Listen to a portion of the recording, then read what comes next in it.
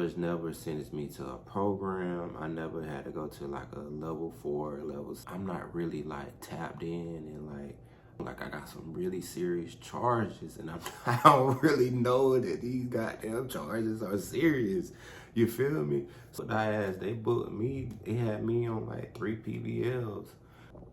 What's up, YouTube? I'm back with another video. If you're new to the channel, I'm Nardis the Wizard, author, serial entrepreneur, and so much more. In today's video, I'm gonna be telling you guys how I ended up in prison the first time. I get a lot of questions in my DM. I have a lot of people reach out to me and they ask me questions on how I should navigate in the situation that I'm in, what should I do about my current situation, and things like that.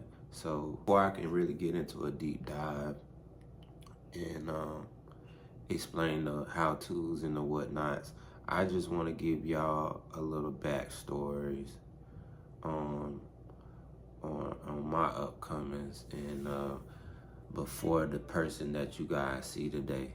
I want to like take it back a notch and tell you guys a little bit about my story. So as a kid, I was raised in the hood and I was raised in the suburbs. My mom went from the hood to the suburbs, from the suburbs back to the hood. I was raised majority of my life in Florida, and then I was raised a lot of my life in California. So I seen gangland, and as well as I seen the trap life, right? I got majority of my knowledge and understanding from being down south. That's what I represent. I love where I'm from, and I have no regrets, right?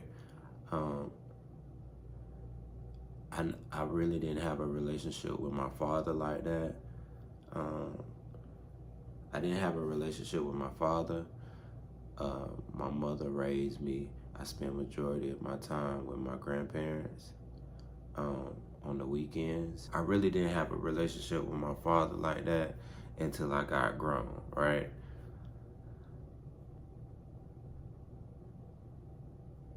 My mom worked a lot. I spent a lot of my time with my grandparents on the weekends or with friends of the family on weekends. So the streets raised me, basically. I'm not saying that I was raised wrong at all. I had some good people around me that had good intentions. So let's get into it. So at adolescence, I always was a problem. Like, I always was a problem. I always had shit going on. I always was an emotional, uncontrolled kid, right? So I spent a lot of times in certain type of teenage programs. Like I went to my first program when I was like probably 12 years old, 13 years old. I spent like 2 weeks, something like that. We had like, I don't know if they had these programs in other states, but in Florida they have like CCYS programs that parents enroll their parents enroll their children in, or like the detention enroll the kids in, right? So that was my very first program, right? When I was in that program, we had to wash our own clothes, we had to do chores, shit like that, right? So I learned a lot because I read the Bible. I never forget, I read the Bible. And that's what people do. When they ass get locked up, they go to reading the Bible and stuff like that, right? And then when they get out, they just disregard that. It's a lot of jailhouse preachers that you see. It's a lot of jailhouse preachers that you see. They be so holy in the, and then when they get out, You don't see none of that. They back to square one, right? But anyways, that was my first program, and I really learned a lot. But I was so young, um, and so mischievous that I just thought that as a kid, you can basically do whatever the hell you want to do, right? So fast forward, I got in trouble again when I was at the age of like 14, 15. I'll never forget me and some childhood friends. We was vandalizing the neighborhood at the time, and we was doing something, and the police came. I ran from the police.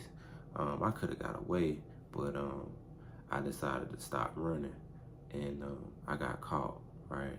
Got caught, went to jail. Well, not jail, but I went to, I forgot where they hold the juveniles at, like when they catch cases and stuff before they go to like the detention center. But they had took me to the jail or whatever, and I had to sit in there. Man, I sat in there for like it was like probably like 4 hours, 6 hours. You know, like they don't hold kids like they hold adults. You know, when you go to jail, they holding your ass like 12 hours. You know, you be in a holding cell, you gotta go through booking, all that bullshit. You might not get out until like the next day, right? So I ended up getting in trouble, and they took me to the, I forgot what the name of it, but they took me to the juvenile jail, and I sat there, and then I ended up getting out, and then I had to go to court for the shit later on or whatever.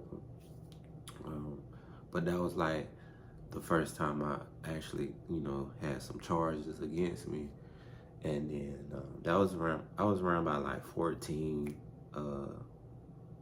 Yeah, I was around by like 14, right? Fast forward, boom. Fast forward, I'm 15 now. I'm getting into more stuff. Now, mind you, like I said, I was always a problem child. I always kept some shit going on, right, in the neighborhood. I was either fighting, I was either taking somebody's shit, or I was just getting into bullshit, right? So I always kept stuff going on. So as I was getting older, the crime started getting more serious. Like I started, I was like a freshman, became a junior, then I was like graduating in the streets, right? I never forget, like when me and my mom, we had moved to California, and when I was in California, I seen a lot of shit. Like I seen a lot of stuff that I probably wasn't supposed to see at that type of age, right? And then when we moved back to Florida, it was like I was like more advanced on this street shit. Like I was like trying to catch a RICO case at like 15 years old. That's how I was like tapped in with it. You feel me? And what happened was, I got so structured, the crime started getting more structured. And like I just started raising more hell, and eventually what happened was I started graduating more into crimes, and so that was mainly what I was doing. But I was still in school. Now, don't get me wrong, I was still in school. I just had got to high school, and I was into ladies, and you know what I'm saying. I had a girlfriend at the time. You know, like I was into normal high school stuff, but like before the middle and after school, I was into the bullshit, and that's what happened, right? So I never forget. 15 at the time. I'm in the ninth grade because I got held back when I was in the second grade, and then when I went to California, they had my ass in elementary school. In sixth grade, I was bigger than all the kids.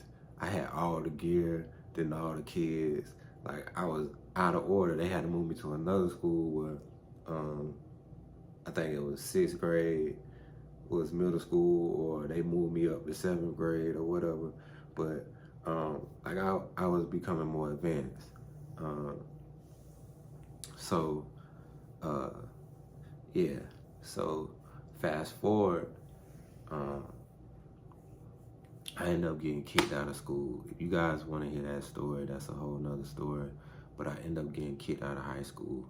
I got kicked out of high school like the day of varsity tryouts. So like I used to play ball.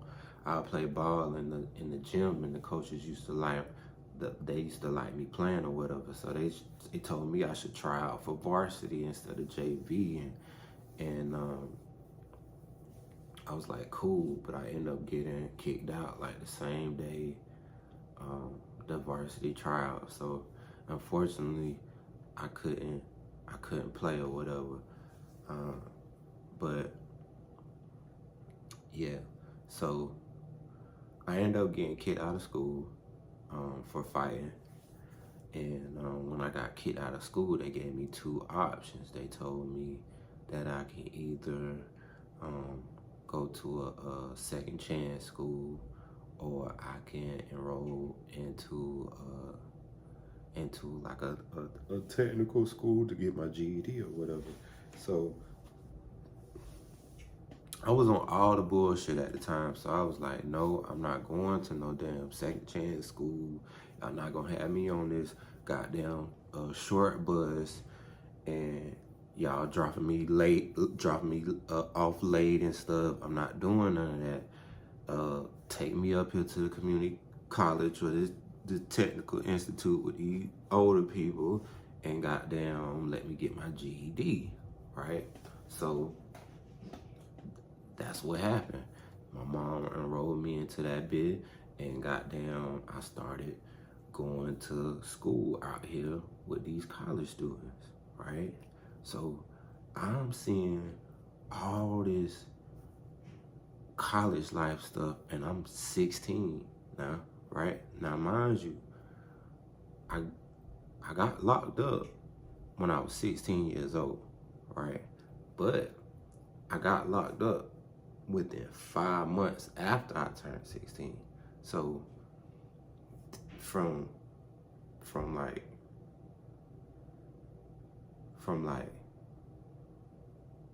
a little bit of the time that I was 15 all the way until I was 16, I was at this community college out here with these grown people, these young grown people, right? Because all of them ain't grown in their head, but they out here, right? So I'm out here, right? And I'm still with the bullshit, you know, and I'm getting into more bullshit, you feel me? And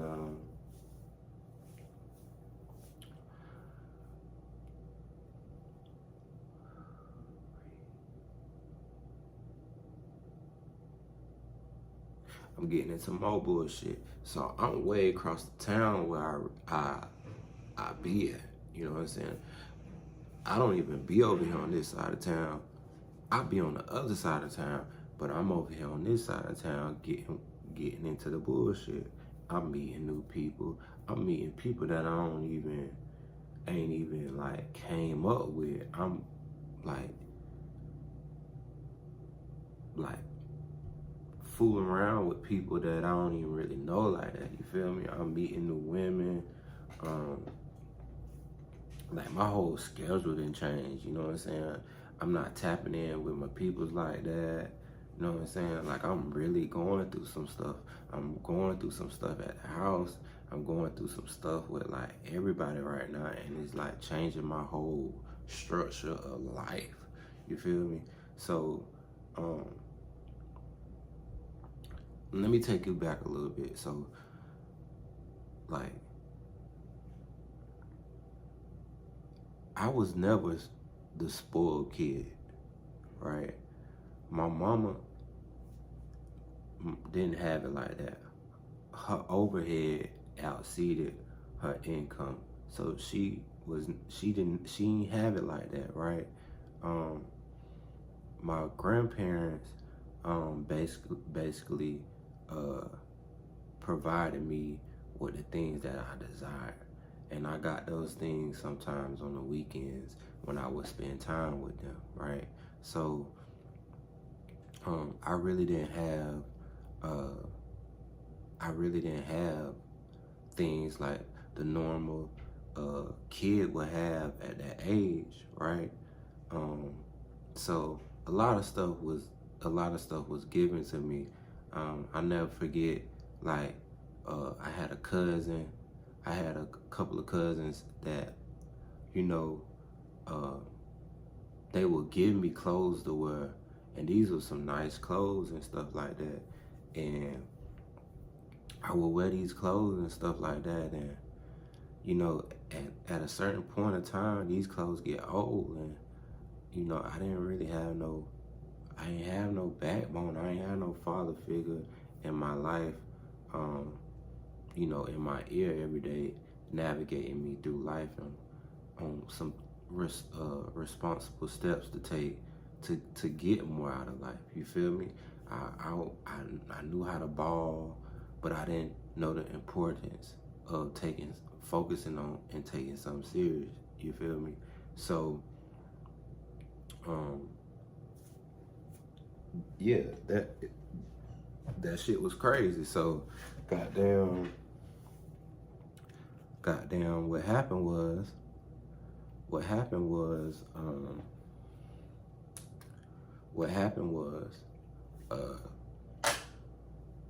boom.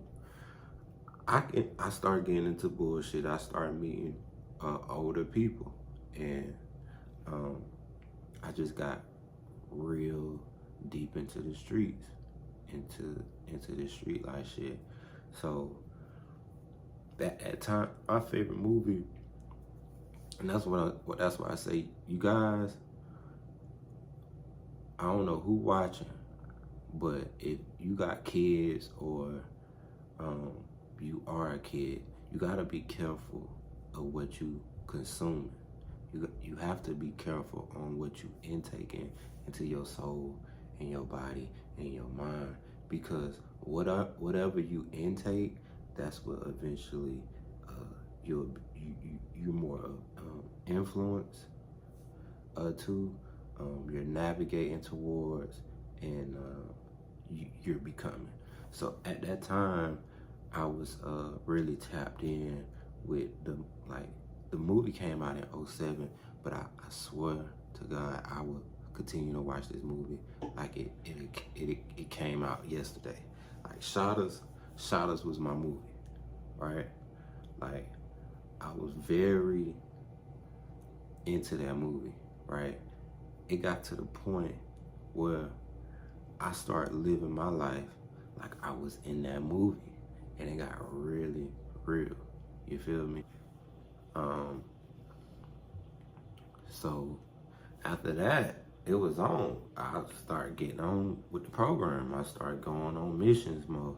Now, mind you, I was already going on missions before I even moved to California, right? But when I moved to California, the missions got even more intense. They got way more serious. They got a lot more violent. You feel me?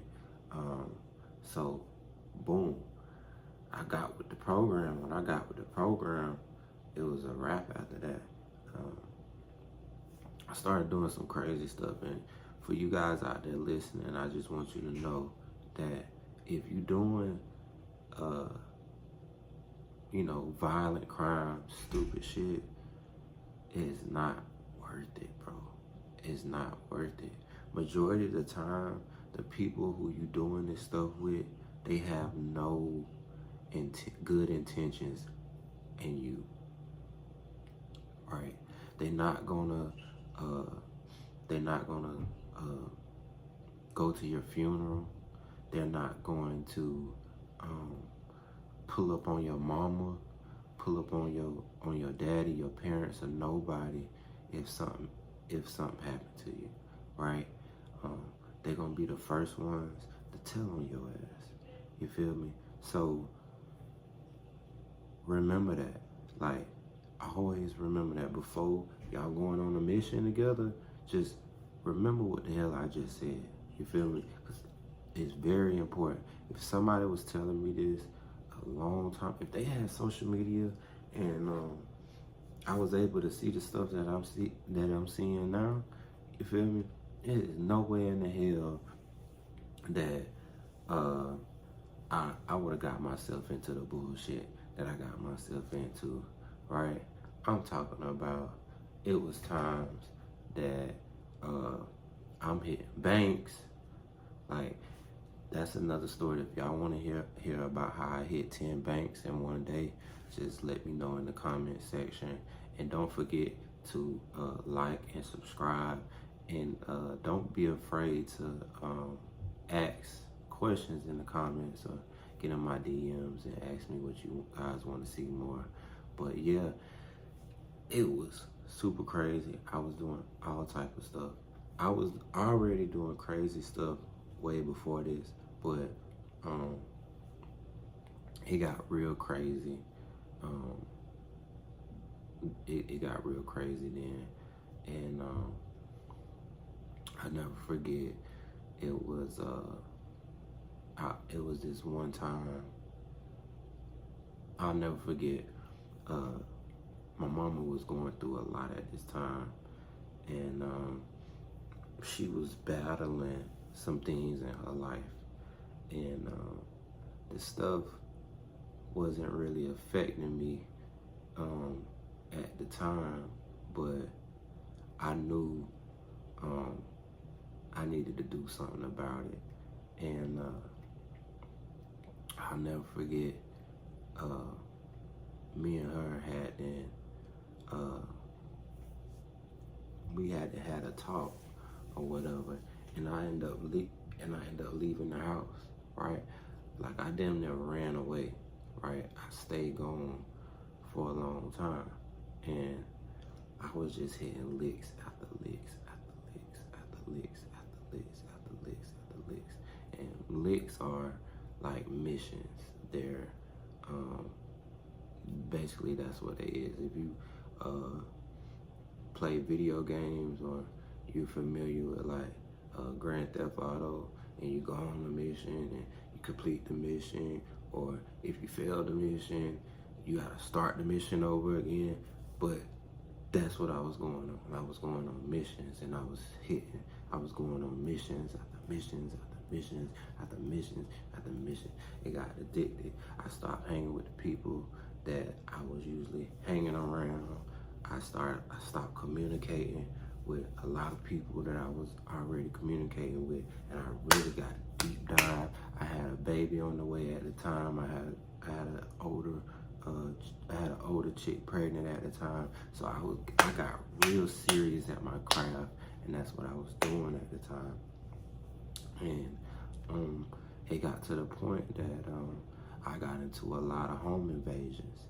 And I don't know if you guys know what a home invasion is, but basically what a home invasion is when you cause force into somebody's home while they're occupied in there, like meaning that it's somebody in the house. You cause force in and you kick the door down in there, or like you get into the house while somebody's there and you cause them harm, and you basically is violent. You're taking something, or you're doing some type of violence causing force into somebody's home, right? So that's what I was doing, right? And it got very serious, and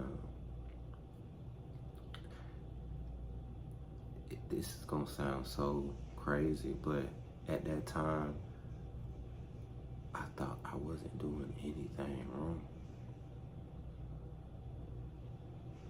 Like, at that time, I thought this was just normal. I didn't know anything that I knew now. I didn't know nothing.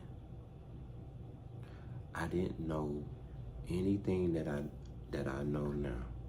I had no spiritual. Now, mind you, I came up in a Christian household, right? I went to church. I got baptized, all that stuff. So it wasn't like I was raised wrong or something like that. It's just that, I was raised this way. I merged that way as I got older. You feel me? And that's what happened. I started getting into more crimes, and I'll never forget. It was July 13, 2008. I was 16 years old, and my co-defendant that I had, me and my co-defendant, we had committed about 3 crimes already before the crime that we actually had got to. We had committed 3 crimes already before the crime that we actually got arrested for. And another thing, guys, greed is a motherfucker. You can't be greedy at anything, like illegally, legal. Don't be greedy. Like, don't be greedy. Like, just don't have a lot of greed, right? But I'll never forget. It was July 13, 2008. I'm 16 years old. YouTube listeners, I'm 16 years old. I'm 16 years old. I just turned 16. I just turned 16. And, like, I'll never forget it. I'll never forget it. Like, I'm smoking, I'm drinking, I'm having sex, I'm doing all this shit that don't really make sense for me at that time. You feel me? And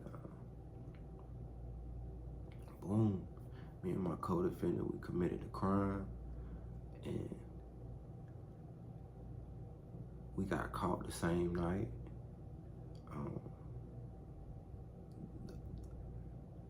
The people identified us at the scene. It was nothing that I could do. I got caught. My co-defendant snitched on me. As soon as we got to the police department, like when you do like when it's a crime involved or something like that, they don't take you to jail. At first, they take you to like the police department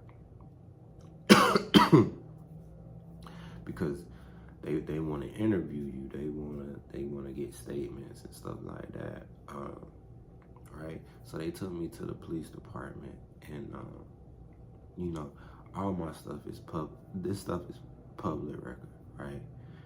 If you want to know something about somebody's case, all you have to do is just do your research on it. I'm not gonna tell you in this video how to actually do like your paperwork research, but you can do research on anybody's cases, so it's public record out there, right? But yeah, as soon as we got into the police department, my co-defendant snitched on me. Now, I was 16, I just turned 16 years old. My co-defendant was like, 21 at the time, 22. Like, he was like much older than me, right? And it was a chick involved at the time. She had nothing to do with it, but they got a statement from her as well. And I was the only one that didn't say nothing.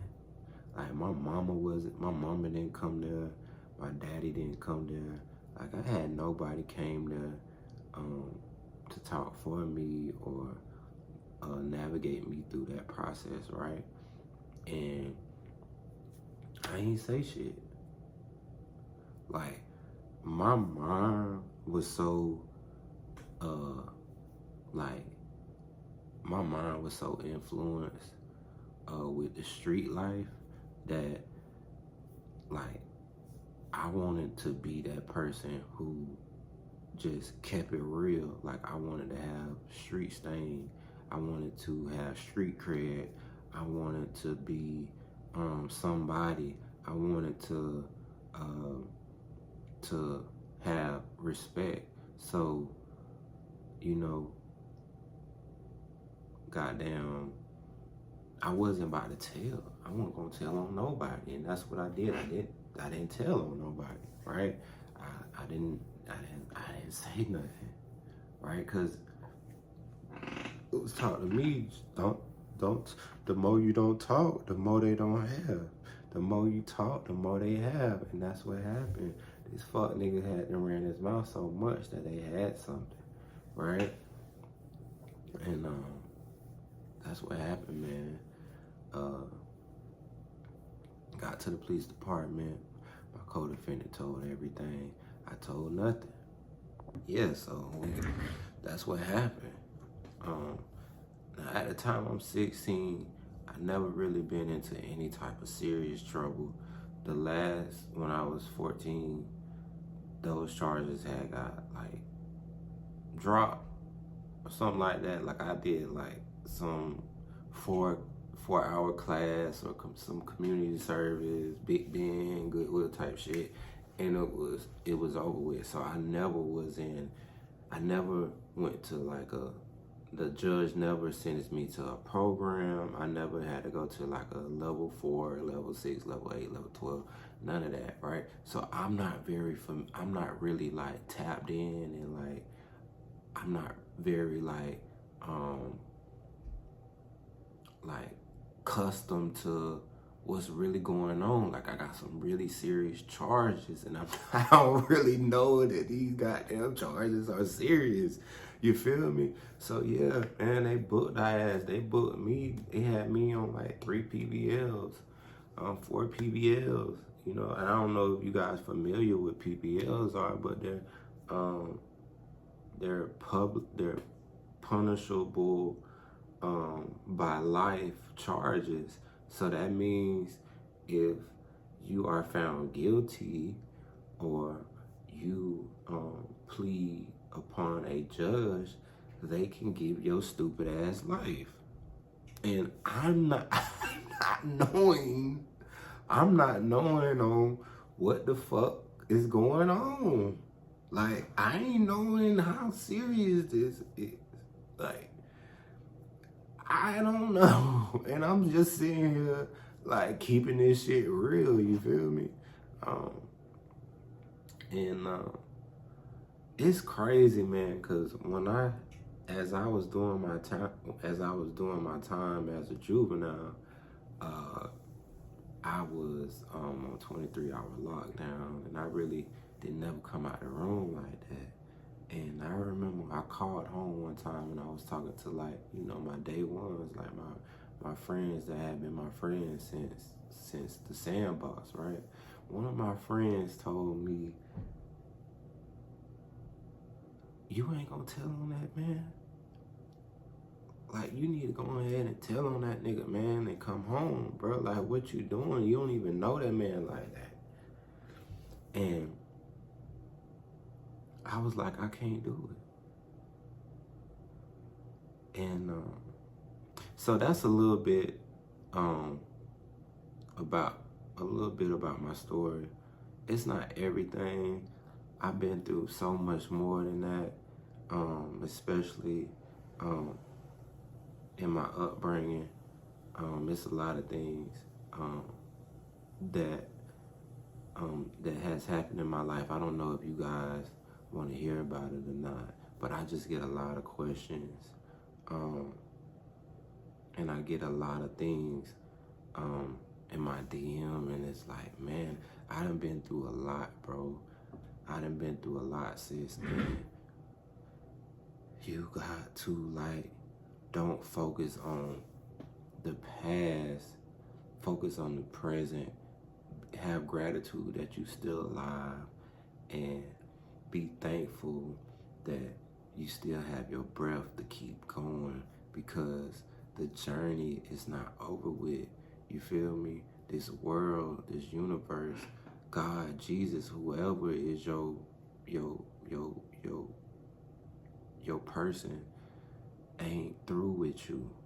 And um man, um I got so much more stories and so much things to express to y'all, man. Hit the like button, subscribe to the channel. I promise you, I'm gonna keep uploading videos that's suitable for all ages. I'm gonna keep uploading things that's suitable for all. You feel me? Hit the like button, subscribe to the channel, and it's Nardis the Wizard. Gone.